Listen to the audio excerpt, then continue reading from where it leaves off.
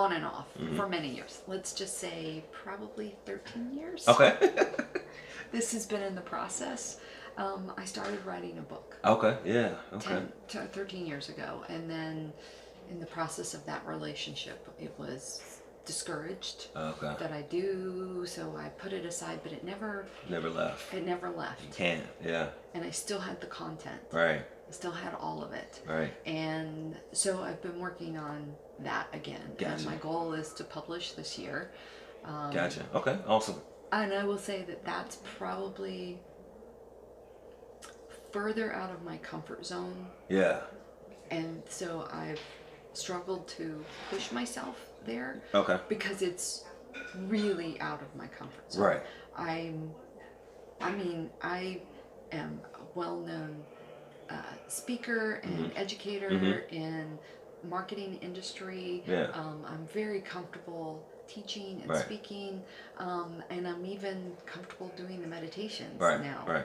And that was a little bit of a stretch, but not as much. Yeah. Writing a book is a bigger thing. It's like I don't know anything about that. But the thing is that I didn't know anything about meditating. Right. I didn't know anything about co-working when I opened this space. I just created a place that I wanted.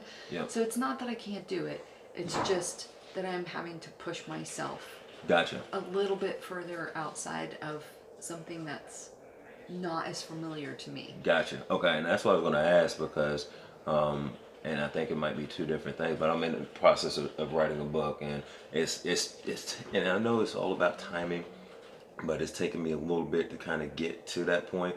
Like for me, grammar and that type of stuff, I can talk all day long. You know what I'm saying? But trying to, there's just certain things that, like the there, and there's, I kind of got those together now, but it's like that type of stuff kind of glitches me up. What I was wondering is it something like that where it's just like, or is it just the unknown part of it, and just is that what's actually kind of making it a little tougher? I think it's more about the fear.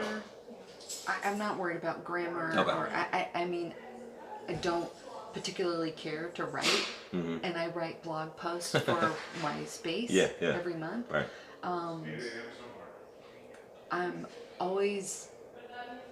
I want to make sure I get it right. Oh, okay. Because I feel like the message that I'm trying to deliver, I know that I need to share that. Right. And I want to make sure I do it the best way I can. Right. So it can help as many people as possible. And I think that's where I get like, is that in the right place? Right. Is that piece in the right, am I telling that the right way? So that whole, and I need to just get over that. Gotcha. I just need to get over that. Gotcha.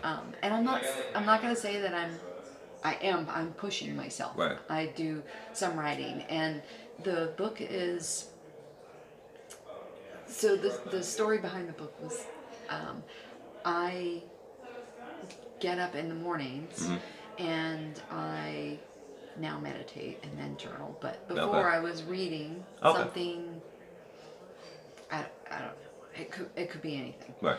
And I would start to journal. Gotcha. But I would journal with my non-dominant hand. Okay. Yeah. Have you heard of this? Yes. I've heard about teaching your hand and how it sparks the brain and all that kind of stuff. Right. Well, because and I learned this technique 20 years ago. Okay.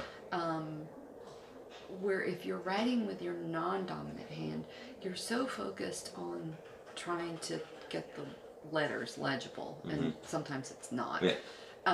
That you're not thinking about what you should be writing. Yeah, right. You're letting what's true for you come out. What's true, because we all have that truth in our bodies.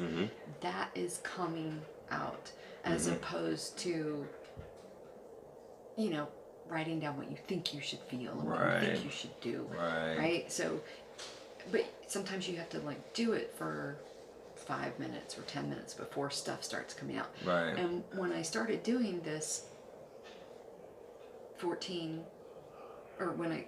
the book idea came up, I was 14 years ago, I was journaling in the mornings, and then I would find that a phrase or two would Pop out to you. come out Yeah.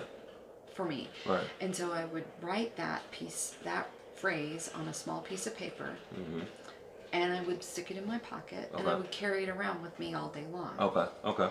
And as you're going through the course of your day, Right. you go, oh yeah, and I could just feel the piece of paper in my pocket, and it would ground me for a moment. Yeah. And it would bring that message back to me. Sometimes I would be like, what did I write this Yeah. Yeah. And I would look at it, okay, this is my own message for the day. Right. And it's kind of, it's So, self-affirmation. right. And you're tapping in, and it naturally is coming out. And so what happened was, That's good stuff. Yeah. I was telling a therapist, my therapist, about it. Yeah. Because I had it in my pocket one day, and I said, this is what I wrote this morning. She goes, where'd you get that? And I said, I wrote it. She goes, that's great.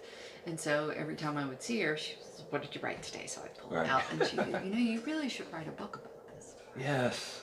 Yes. And that's where. So the book is.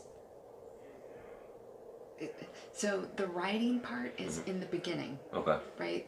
The preface, the understanding, the process. Not that you have to follow my process, but what my experience. Yeah. The process, how to do it, and then the rest of the book is actual affirmations that I've written. That you've gotten from that process. That I've gotten from that process as prompts for you to start journaling your own. Right. Wow. So, yeah. That's gonna be, I feel like it's really powerful. Oh, I want to bring it. Yeah. Right. So, I just need to get it done. It's Get it done. Get it done. It sounds. It sounds like it's gonna be amazing and help out so many people. Cause just the flow of what you've said to me as far as the non-dominant hand and getting the phrases. That's gonna be. I'm probably gonna start doing it myself because I've thought about actually. I mean, because part of my workshop is affirmations, but I want to try to journal a little bit more. But using the non-dominant hand, I think would actually be trust me, a lot better. And especially in the mornings when it's quiet. Oh yeah. That's part of my self-care. Is I get up in the mornings. I feed the cats because if I don't do that first, I won't get anything. You won't get any. Yeah. But then I read something.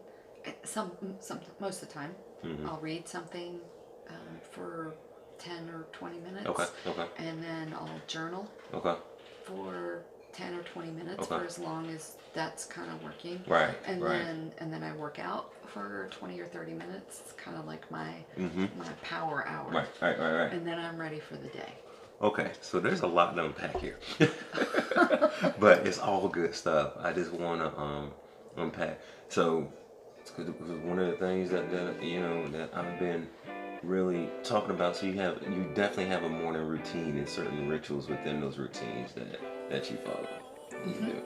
Okay, so I'm gonna touch that real quick. But there's an even bigger thing I think we need to unpack here that I think will help a lot of people. So, do you know?